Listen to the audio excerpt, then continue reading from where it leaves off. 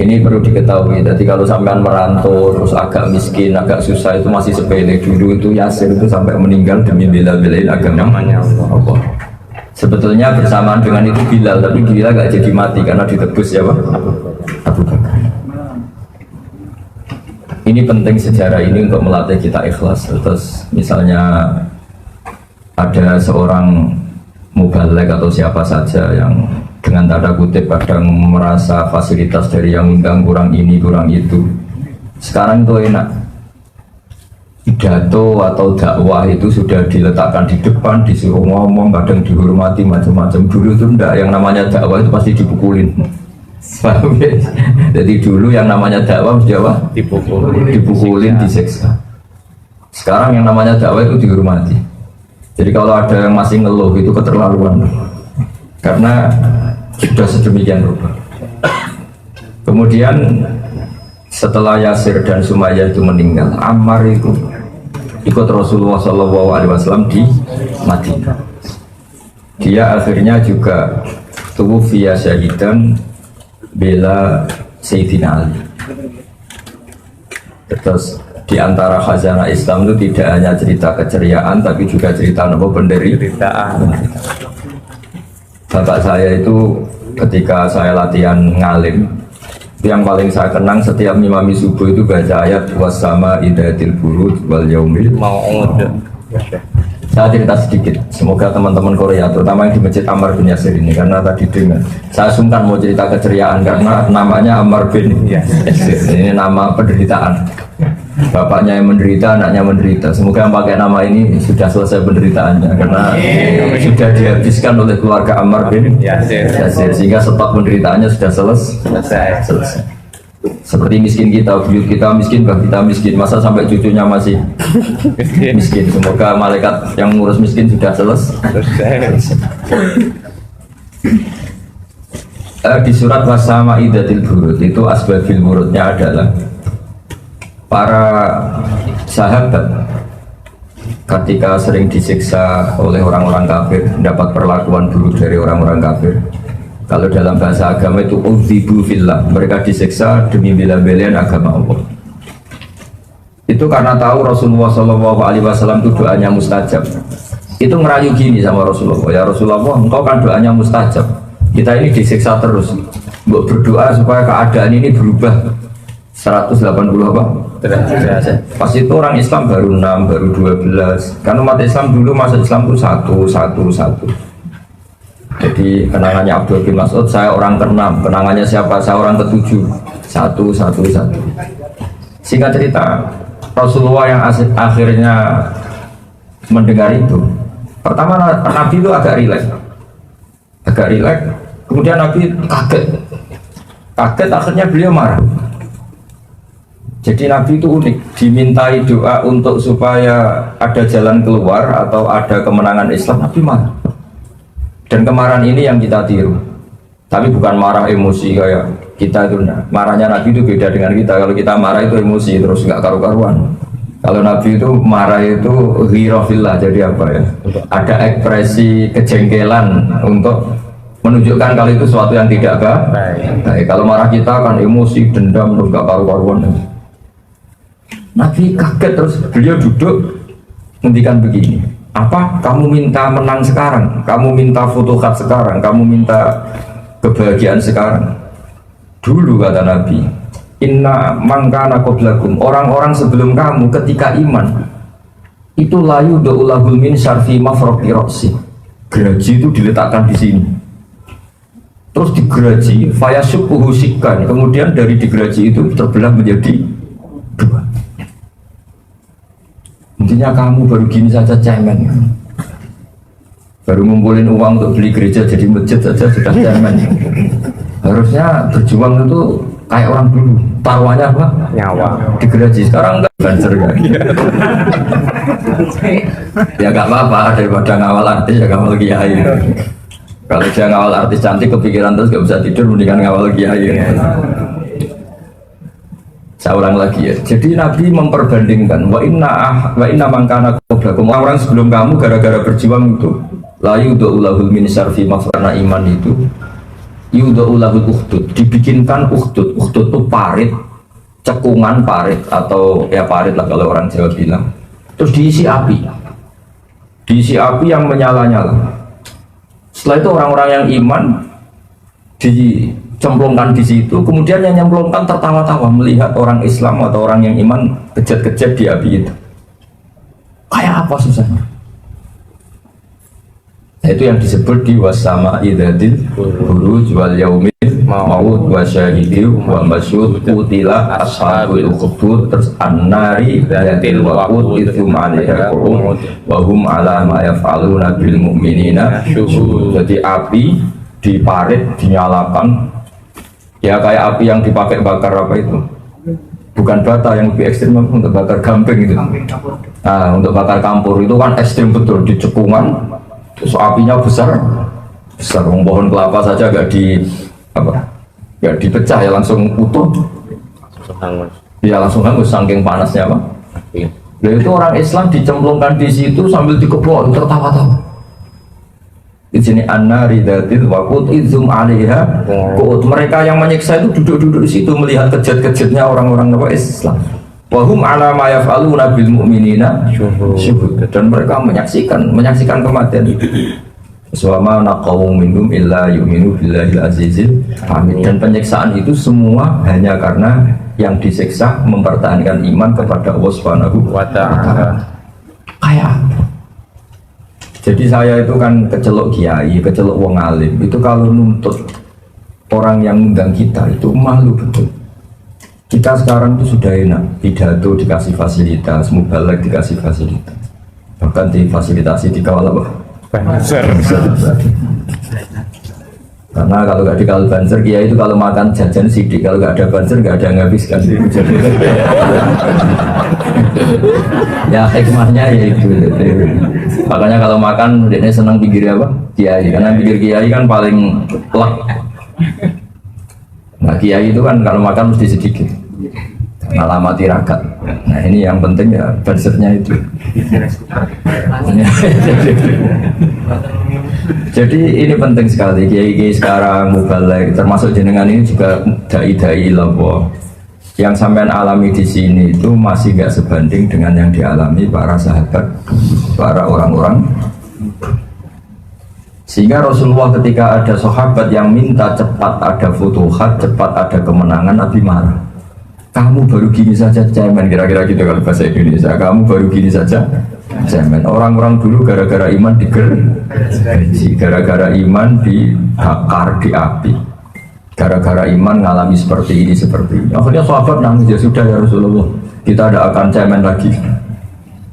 Sekarang kok cemen, apalagi keliru sekali sekarang ya, tadi sudah mulia dikasih panggung, mati dikawal apa? Banser. Mau tuh kayak apa mulianya kiai sekarang? Lu menurut gue orang sing sampai, kurang sanggup nih, kurang apa nih? Ya Allah, amit.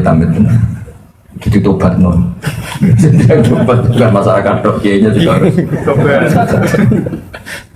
Bukan apa-apa, ini penting saya utarakan supaya dengan membaca sejarah seperti itu. Dulu yang namanya berjuang itu diantara sifatnya kata Allah, wa'udhu fi sabili. Mereka tersakiti ketika menuju jalanku kata Allah. Artinya orang dakwah dulu itu tersakit-sakitan. Kalau jangan di sini sakitnya apa coba? Karena nggak punya uang supek gitu aja. Kangen keluarga yang dikangeni nggak kangen itu saja itu sakit betul. Kangen keluarga ternyata yang dikangeni tidak kangen. Nelpon istri, dia jauh atau mas? Itu luar biasa itu. Fakta. Tapi karena kulino ya ada break saja, dinikmati saja. Jadi saya yakin sakitnya sampai itu di situ. Nelpon keluarga nggak kangen. Kalau cinta perempuan lain yang kamu cintai tidak cinta kamu, itu sakitnya masya Allah. Oh ini sedang alami semua, kayaknya langsung cerdas semua, tapi itu pintar semua. Tapi ciri utama berjuang itu wa'udhu fisabilillah, disakiti. Jadi masjid ini spesial karena dengan nama Ammar bin Yasir. Kita cerita kemenangan itu malu karena Yasir ini nggak menangi Fathu Makkah. Ya Yasir ini tidak menangi Fathu Makkah. Makkah. Beda dengan Bilal ya, beliau juga disiksa tapi akhirnya kan menangi Fathu Makkah. Jadi menangi Islam keren, beliau menangi kemenangan apa? Islam. Nah kemenangan Islam itu ditandai wara'aitan nasa yadkhuluna fi dinillahi afwaja. Kamu melihat manusia masuk Islam itu bergelombang-gelombang. Karena dulu masuk Islam itu furoda satu. Tapi setelah Fathu Mekah, kampung ini masuk Islam, kampung ini masuk Islam, komunitas ini masuk Islam, bentuknya masif. Nah, itu namanya apa? Afwaja, apa? Bergelombang. Wah itu sudah kayak sekarang di Korea ini. Menurut saya sudah saatnya afwaja, meskipun lewat imigrasi. PKI. Nggak apa-apa. Sementing Allah disembah di bumi ini. Jadi ciri utama agama itu ayyu'badallahu fi ardi. Allah disembah di buminya. Bumi ini milik Allah, semua milik Allah. Kemudian Allah nggak disembah. Allah diabaikan di bumi itu. Ini aneh dalam pemikiran hak. Sehingga tujuan agama itu apa? Supaya Allah disembah di bumi. Soal penyembahnya kontraan seperti ini nggak apa-apa. Enggak, penyembahnya kan masih kontraan. Ada orang-orang yang apa? Ya jangan permanen, kamu punya keluarga nanti diganti yang lain. Jadi ini kan yang nyembah Allah di bumi Korea kan ada orang-orang permanen sementara ini. Sebagian orang apa? Kontrak. Nomaden atau kontraktor ya. Enggak apa-apa. Dulu pertama kali Medina ada orang nyembah Allah juga pendatang dari Makkah. Indonesia pertama ada Islam juga pendatang dari Gujarat, dari Punjab. Cina pertama ada Islam juga ada pendatang dari Arab. Enggak apa-apa, semua ini proses. Sementing sama jangan tergesa-gesa untuk segera menang gemilang, itu Nabi tidak suka. Seperti tadi sahabat yang usul supaya Nabi minta sama Allah berdoa supaya langsung menang. Nah itu sama Nabi diingatkan jangan begitu. Dulu orang-orang berjuang alami gini-gini, yang kamu alami itu masih cemeng. Jadi dengan cerita ini semoga Anda tambah kuat. Terus hikmah kedua menamai dengan Ammar bin Yasir. Terus tadi saya lihat data di bawah ada masjid Abu Bakar ya, ada masjid apa? Musola Umar. Itu bagus sekali untuk penguatan mazhab ahli sunnah wal jamaah atau aswajanya Nahdlatul Ulama. Kenapa saya katakan penting begini? Pada akhirnya di komunitas internasional, saya ulang lagi, pada akhirnya di komunitas internasional, ciri utama ahli sunnah itu apa? Mahabbatus sahabah, sahabat utamanya siapa? Abu Bakar dan Umar. Dengan penamaan masjid seperti Ammar bin Yasir, Abu Bakar, Umar, itu sekaligus penegasan bahwa kita ahli sunnah wal jamaah. Ini hikmah yang luar biasa. Makanya Habib-habib yang alim alama itu sering kali anak-anaknya dinamai, putra-putra beliau dikatakan dinamai apa? Abu Bakar, dinamai Umar. Kita tahu Habib Kutub di Gresik namanya Abu Bakar Segaf. Habib yang sekarang sangat populer namanya apa? Sayyid Umar Hafid. Yang mubalek terkenal, yang manfaatnya banyak, Habib Umar Mutahhar. Dengan penegasan seperti itu kita tambah pede dengan mazhab ahli sunnah, karena Alawiyin mayoritas habaib mazhabnya ahli sunnah ditandai dengan nama-nama Abu Bakar, Umar, ya dinamai dengan nama-nama para sahabat. Jadi penamaan Abu Bakar, Umar itu taqwiyatan di mazhab ahli sunnah wal jamaah, karena min alamati ahli sunnah mahabbatus sahabat wa ikramus sahabat. Jadi ini penting sekali karena min alamati ahli sunnah ikramus sahabat. Jadi penamaan ini sekaligus jadi Ammar bin Yasir ngenang penderitaan, karena ini penting sekali. Kamu tidak usah dikenang Pak, yang mengalami saja, mengalami ya sudah dinikmati saja. Cuma kurang seru karena dulu Ammar bin Yasir bapaknya itu dipukulin, ditimpain batu sampai meninggal. Saya berharap jangan tidak usah meninggal di sini ribet. Setelah pulang ya jangan meninggal dulu, kaya dulu, makmur dulu. Nah, kalau cucu-cucu sudah bosan baru meninggal. Terus kalau meninggal ya yang sopan, meninggal warisan atau apa, jangan bujang. Jadi yang sedikit punya etika apa? Jangan punya utang banyak terus meninggal. Dibuka catatannya apa? Utang itu nggak keren itu. Makanya Nabi itu nggak mau nyolati orang yang punya utang, karena mayat ini nggak keren. Karena bukan berarti Nabi benci orang utang ya enggak, tapi ada terlalu, tidak ninggali warisan, ninggali utang. Jadi ini penting sekali, saya nggak tahu kalau masjid ini namanya Ammar bin Yasir. Ya tadi pas datang ke sini, sebenarnya dengar tapi nggak ngerti detail.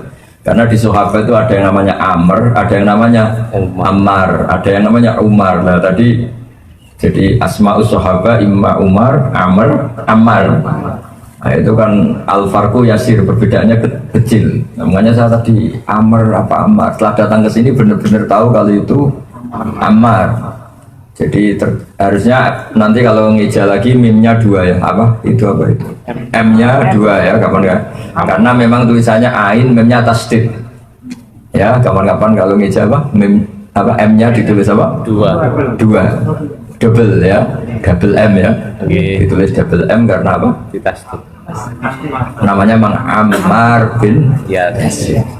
Karena kalau Amr gini dikira ada sahabat namanya Amr bin As, apa? Jadi yang pakai ya Amr bin As, Abdullah bin Amr bin As. Ya, jadi nanti kapan-kapan lah, tidak harus sekarang susah, sudah kadung. Nah, jadi ini kalau dibuka paspor nanti nggak jadi. Nanti Amr bin Yasir nggak punya apa? Paspor karena namanya nggak apa? Nggak lengkap. Jadi ini penting sekali, jadi saya mohon sekali keikhlasan kita ini kita jaga. Misalnya ngurusi Islam di sini kok gak jadi ketua Banser ya gak usah tersinggung. Gak jadi ketua PCINU ya gak usah tersinggung. Gak jabat di struktural juga gak usah. Saya ini kan termasuk di Jawa, termasuk di Lowong Alim juga gak jabat apa-apa. Maka kabar-kabarnya dilibatkan di PBNU saja itu ya baru-baru itu aja masih kabar-kabar, saya tidak tahu apa iya bangga ya. Tapi dengan atau tanpa itu namanya orang alim tetap berjuang. Karena berjuang itu perintahnya Allah, bukan perintah PBNU juga bukan perintah siapa-siapa. Jadi kalau karena perintah dia kalau di PHK atau dicopot atau sudah ada jabat terus nggak berjuang, kacau kalau agama. Setelah nggak banser nggak ngampan kiai, biarin aja kiai itu. Kenapa? Saya sudah ada. Memangnya yang merintah Anda ngawal kiai itu jaket Anda. Ngawal kiai itu perintah Allah, bukan perintah jaket.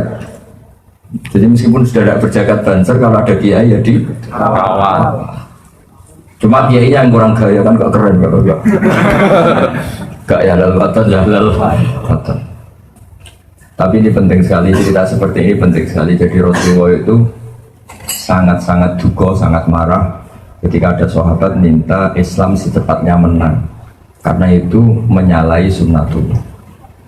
Nabi Musa itu mengalahkan Fir'aun itu prosesnya panjang sampai mengalami kedinginan di musim salju, sampai minta istrinya nyari apa api untuk apa corong Jawa itu didi untuk apa itu genen apa kalau orang itu api unggun saking dinginnya.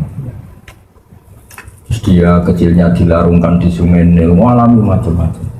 Baru akhirnya mengalami kemenangan. Tapi ya itu resiko kemenangan, sudah dekat ajal. Di mana-mana kalau sudah kemenangan dekat ajal. Makanya sama kalau nggak mapan tenang saja berarti masih lama. Makanya ketika turun idza jaa nasrullahi wal fath itu semua sahabat senang sekali karena itu kemenangan Islam. Tapi Abu Bakar di pojok masjid menangis. Sampai dibully sama sahabat-sahabat yang lain. Ungzuru ila hadas syekh, lihat syekh tua ini. Wong kita menang kok malah nangis. Dibully. Wong berita kemenangan kok malah ditangi. Setelah sahabat-sahabat bertanya, ya Abu Bakrin kenapa engkau menangis? Kita ini kan senang karena Islam sudah menang. Semua orang Mekah sekarang masuk Islam. Kata Abu Bakar, hadihi ajalu Rasulillah. Ini bukti ajal Nabi sudah dekat. Peristiwa ini hadil waqiah itu bukti ajalnya Nabi sudah dekat. Di mana-mana setelah menang ya selesai. Waktunya yang bully-bully nangis semua. Makanya kalau sampean sudah menang, nanti sudah kaya di rumah, istri sudah sayang lagi, anak sayang lagi, ya hati-hati.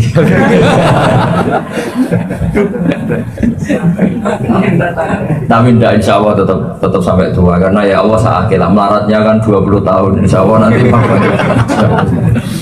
syukur-syukur melaratnya lebih 20 tahun. Itu mulai kecil, mulai lahir. Enggak, mulai dihamil sudah miskin ya.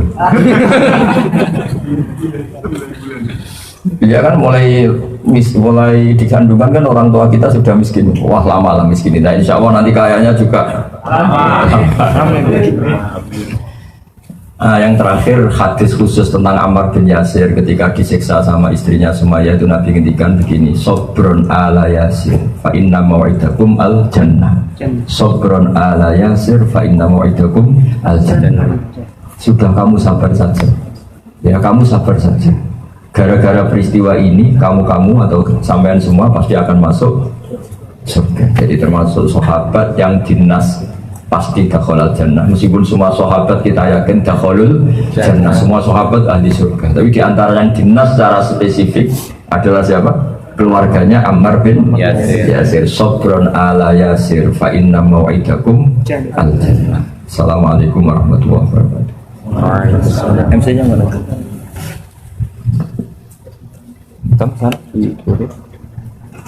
Alhamdulillahirrahmanirrahim. Kita telah mendengarkan kajian tentang agama Islam dari Kiai Abdul Salim, dan untuk selanjutnya insya Allah kita akan buka sesi tanya jawab, dan khusus untuk penanya satu orang satu.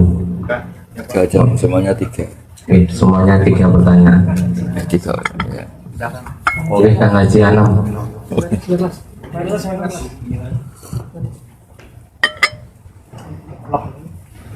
Pertanyaan loh, jangan keluhan. Oh, repot kalau keluhan. Semua punya nasib yang sama, nggak boleh ngeluh.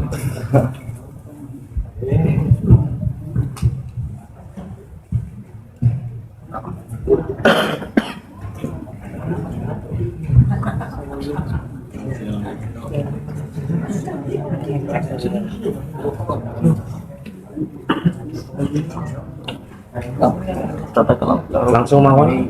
tata kelam baru ini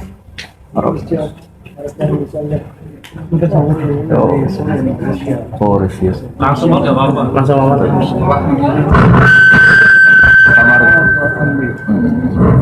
Assalamualaikum warahmatullahi wabarakatuh. Waalaikumsalam warahmatullahi wabarakatuh. Izin bertanya Gus.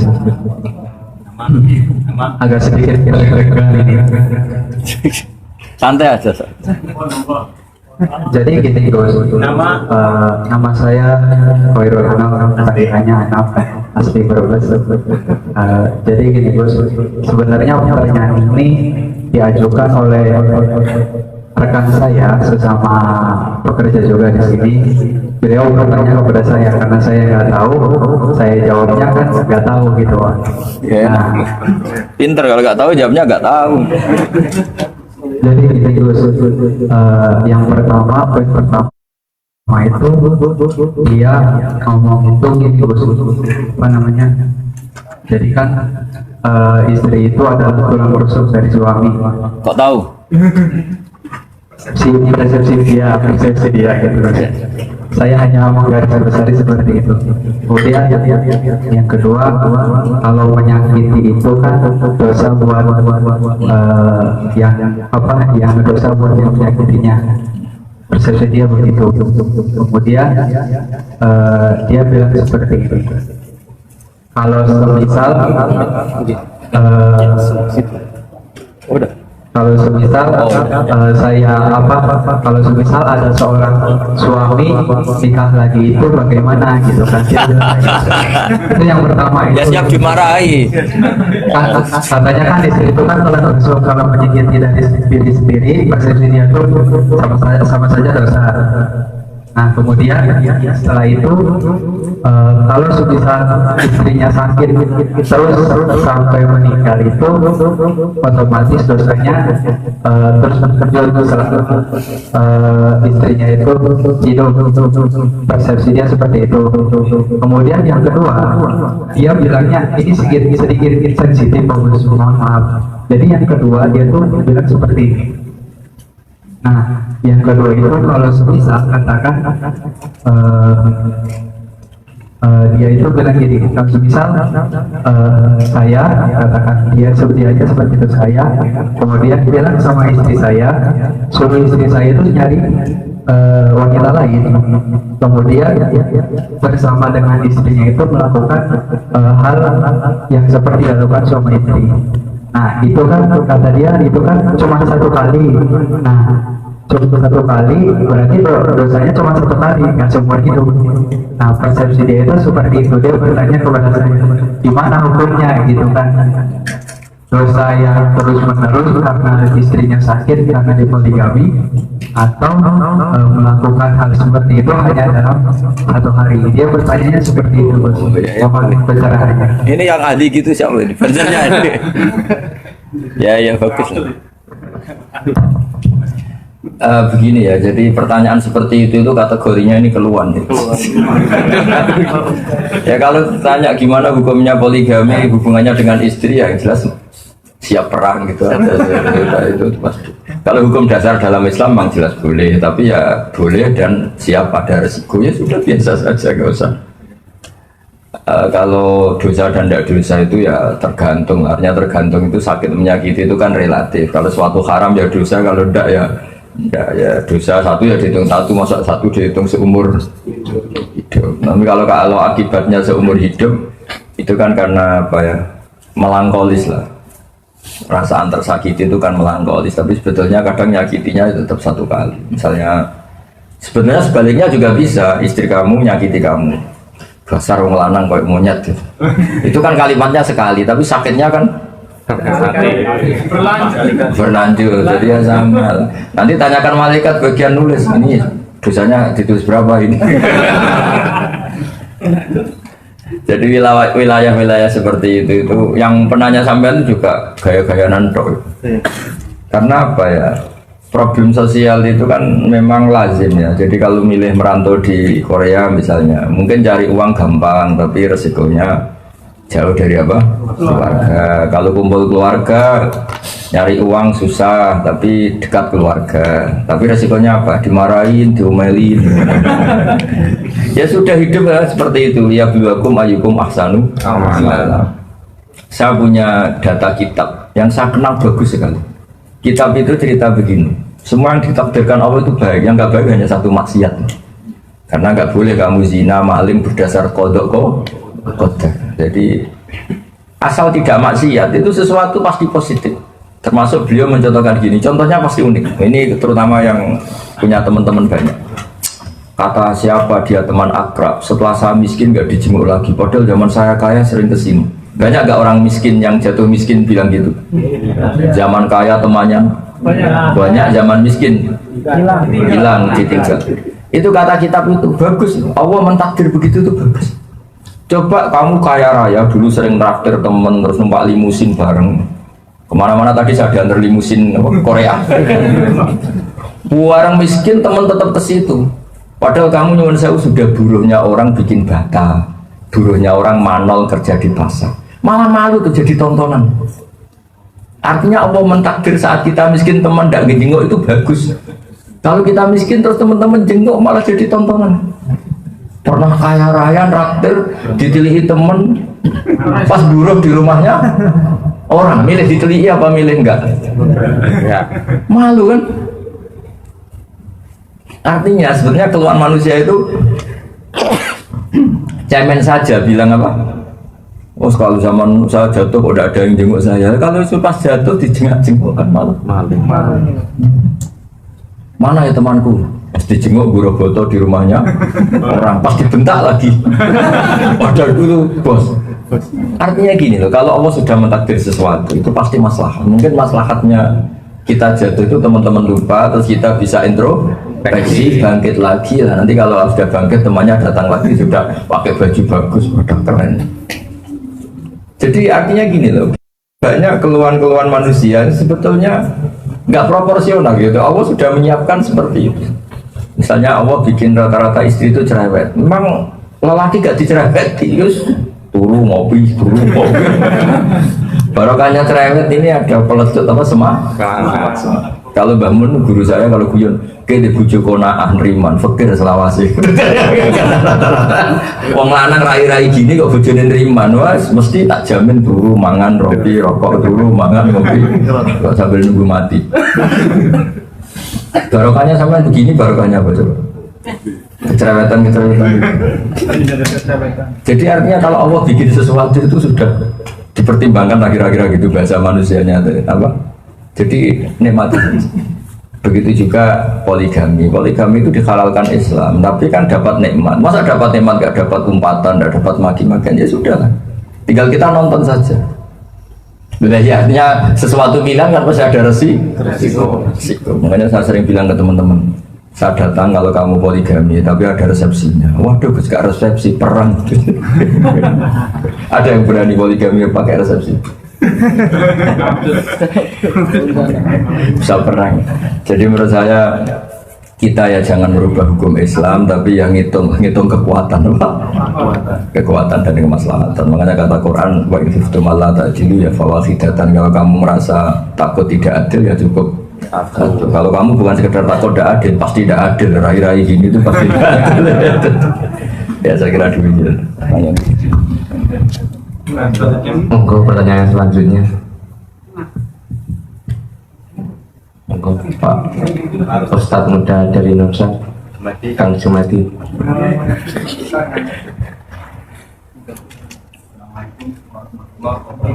Waalaikumsalam warahmatullahi wabarakatuh. Nama saya Jumadi asal Indramayu. Apa? Mati. Kang Jumadi. Oh iya. Ini Ustaz, jadi saya mau tanya maafku benar kodo, kodat, sama takdir. Makanya ini nasib. Yang terakhir apa? Kodok, kotor, Takdir, wa nasib. nasib bahasa Jawa. Yakin? Nasib. Ya, Assalamualaikum warahmatullahi wabarakatuh. Waalaikumsalam warahmatullahi wabarakatuh. Memang Anda iskal apa bingung? Oh iya, gak apa-apa. Itu bagus itu. Ustadz itu kalau bingung berarti maju, sudah nyari-nyari kebenaran. Memang masalah kodok kodar itu sesuatu yang ulama menerangkan, tapi sekaligus melarang. Jadi ulama itu ya unik. Kitab-kitab kita ini dipenuhi dengan penjelasan kodok kodar, tapi juga dipenuhi dengan pelarangan membicarakan kodok kodar. Karena bagi orang tertentu ini menjadi alasan justifikasi saat salah. Saya zina juga sudah ditakdir pangeran, saya maling ditakdir pangeran, saya gini kan jadi kacau Islam kalau semuanya mengandalkan kodok kodar. Tapi kalau kamu misalnya tidak ngimani kodok kodar bahwa semua sudah ditulis juga kelirunya. Masa Allah terlambat berpikir kan kira-kira gitu, semuanya sudah disetting Allah. Masa ada kejadian di luar settingan Allah. Dari segi itu kita harus iman, semua sudah ditakdir. Tapi dari segi bahwa itu nanti jadi alat justifikasi kesalahan, kita harus menghentikan membicarakan kodok kodar. Makanya hadisnya Nabi ini penting, kearifan seorang ulama. Hadisnya Nabi tentang kodok kodar itu pasti dua, berkali-kali itu dua. Ada hadis yang menerangkan tidak ada sesuatu yang terjadi di langit dan bumi kecuali sudah dikodok Allah. Tapi ada hadis idza dzukira ashabi fa'amsiku wa idza dzukira al-qadar fa'amsiku. Jika ada orang mencaci maki sahabat saya, maka kamu harus berhenti, jangan ikut. Wa idza dzukiral qadar fa'amsiku. Ketika ada orang mendiskusikan kodok qadar fa'amsiku, kamu harus berdiam, tidak usah ikut terlibat. Karena nanti syariat bisa runtuh. Orang Korea ateis ya kersane Allah, orang Italia Kristen juga kersane Allah. Ngapain kamu pikir sudah dikersane Allah, kacau semua. Tapi kalau kita misalnya ngalami nasib yang buruk, kemudian ingin introspeksi, kadang yang meringankan itu kalau kita iman sama kodok. Misalnya kamu punya kasus berat, terus mau putus asa, mau bunuh diri, itu kadang-kadang yang menenangkan kita itu ya sudahlah, semuanya sudah ditakdir. Jadi istilahnya kalau bahasa gaulnya itu ya membicarakan takdir gak besok bermata dua, kadang positif, kadang negatif. Maka kuatkan syariat itu. Syariat dikuatkan ya pokoknya ngadepi masa depan saja lah. Kalau punya utang ya hitopnya nyaur itu. Jangan sudah kodok-kodar tidak usah nyaur. Istri pulang ya dijemput. Jangan sudah kodok-kodar biar jadi makanya agama ini kawalah dengan syariat. Apa yang kita alami itu kawal dengan apa? Syariat. Misalnya Anda pernah dosa besar atau dosa kecil, ya sudah, perintahnya syariat, tobat ya tobat, istighfar ya istighfar. Jangan lalu gak istighfar gak tobat, kan sudah ada catatannya.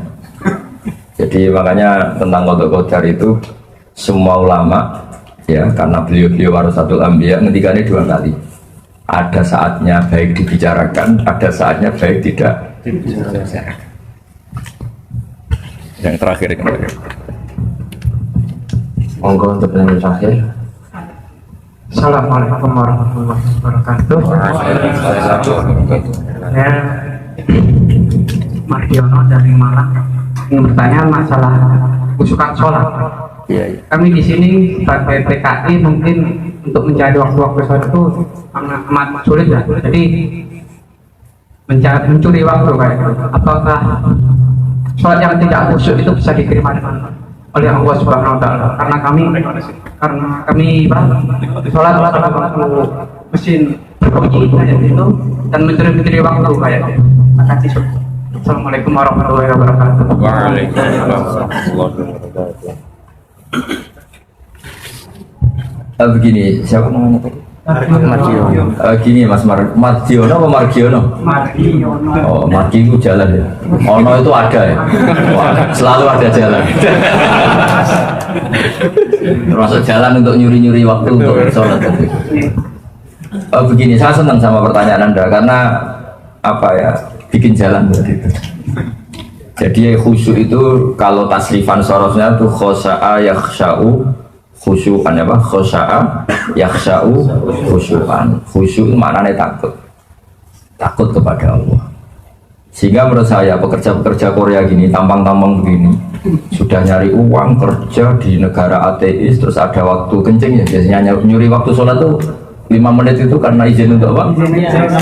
Ke Thailand. Ke Thailand. Sholatnya terpaksa di ruang apa? Thailand. Asal jadi klosetnya ya, jangan di klosetnya. Itu menurut saya sudah bentuk khusyuk karena yang mendorong itu adalah ketakutan kita akan hukum Allah. Kita takut kalau meninggalkan sholat. Tapi kamu udah usah bayangkan khusyuk kayak ulama-ulama kok mursyid sholat nuwangi sampai lupa waktu ya di PHK kamu itu. Ada saja. Jadi Anda memutuskan diri waktu ke kamar mandi itu sebagai waktu yang akhirnya kamu gunakan untuk sholat, itu sudah ekspresi kekhusyuan Anda. Itu sudah cukup, tidak lama, tidak mufti, tidak roh Islam. Ya saya ulang lagi, khusyuk maknanya takut. Apa? Jadi takut itu macam-macam. Takut meninggalkan perintah Allah itu sudah bentuk khusyuk. Ya, takut meninggalkan perintah Allah sudah bentuk khusyuk. Termasuk takut sholat lama itu juga bentuk khusyuk. Karena begini, kalau Anda sholat lama kemudian melampaui batas waktu yang diizinkan, kemudian Anda ditegur, kemudian Anda di PHK, nanti pulang ke istri, nanti istri kamu salah sholat bareng. Nanti sholat menjadi problem. Jangan sampai agama ini menjadi kambing hitam. Selamatkan sholat Anda, termasuk jangan sampai Anda di PHK karena melakukan sholat. Nanti sholatnya ini jadi problem, jadi momok. Oh gara-gara sholat di PHK kan. Maka kalau Anda sholat pas itu tadi 5 menit tadi, itu bagus. Sholatnya sah, sholat tidak jadi momok sehingga Rasulullah SAW saking baiknya itu kalau ada petani kok sholatnya suwi-suwi ya sama Nabi ditegur. Masyhur kan riwayat itu. Ada seorang petani penggembala unta sholat makmum Mu'ad bin Jabal, imamnya itu baca Baqarah, yaqra surat al-Baqarah yutawilu jiddan, jadi membaca surat Baqarah lama sangat. Akhirnya si petani, wah ini bisa dimarahin majikan saya kalau saya teruskan makmum dia. Tengah-tengah sholat dia mufaroqah, semain hulhu selesai, pokoknya imamnya ditinggal. Yaqra surat al-Ikhlas ya sudah dia takhalus. Terus imamnya tersinggung. Wah itu orang munafik, diimamin nggak sampai selesai lari. Singkat cerita, dua orang ini mengadu ke Rasulullah. Mu'ad mengadukan ini makmum balelo karena apa? Meninggalkan Mu'ad, meninggalkan imam. Si bedui ini yang penggembala apa? Kambing atau unta atau pekerja lah pokoknya apa? Lapor ke Rasulullah. Ya Rasulullah, ini Mu'ad imam nggak bener ini. Kita sibuk ya dia main surat Baqarah gitu kan. Tapi ternyata apa? Nabi itu menyalahkan Mu'ad. Nabi itu yang disalahkan bukan makmum yang balilo yang berontak tadi, menyalahkan imamnya. Menyalahkan imamnya. Afattanun anta ya Mu'ad. Inna minkum munafirin. Kamu jangan ulang seperti itu. Nanti orang akan jerah sholat karena sholat jadi problem. Jadi kalau kamu nanti khusyuk, nanti aja setelah tua di Malang jadi imam sholat khusyuk apa-apa, nggak ada yang BHK. Sekarang pas saja, apa? Pas. Ya saja. Jadi Anda milih sholat meskipun dengar bising pabrik apa itu sudah bentuk khusyuk. Karena yang menggerakkan Anda adalah ketakutan meninggalkan perintah Allah Subhanahu wa Ta'ala. Dan makna khusyuk adalah takut. Yakni takut tidak melakukan perintah Allah. Bisa kita sambung. Alhamdulillahirrahmanirrahim. Semoga dengan jawaban-jawaban tadi kita semakin terbimbing untuk menjalankan syariat Allah di bumi Gola ini. Dan nanti setelah salaman selesai acara jangan lupa dulu karena kami dari tuan rumah ada konsumsi untuk kita para jamaah sebelum pulang. Mungkin dari kami selaku tuan rumah insya Allah cuma segitu. Acara akan kita tutup dengan musafah atau salam-salaman. Ini mau ngasihkan ini ke pengurus ini. Insya Allah akan diberikan warisan berupa kitab matan sebelum taufik. Dan untuk menutup acara kami dari tuan rumah mohon keikhlasannya Pak Kiai Batinur Salim untuk memimpin doa. Serta Allah semoga. Ini diserahkan dulu aja. Ini dari rumah jaringan toh? Oke. Ini apa? Oh iya iya. Foto katanya.